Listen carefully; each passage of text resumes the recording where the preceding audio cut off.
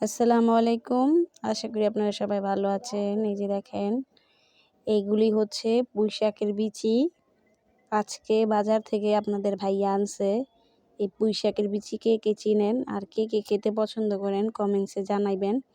এই যে দেখেন, এই পুঁইশাক গাছ মানে গাছের পাতা যখন হয়ে যায়, মানে শেষের দিকে হয়ে যায়, তখন এই বিচি গাছে হয়। এগুলি মানুষে বিক্রি করে। এগুলি শুটকি দিয়ে রান্না করলে অনেক মজা লাগে।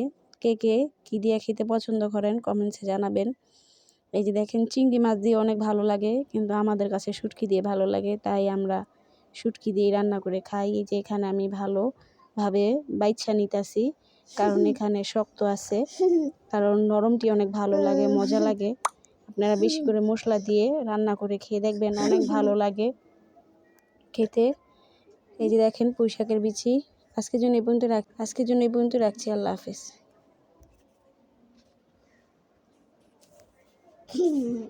বাদ দাও। বাদ দাও।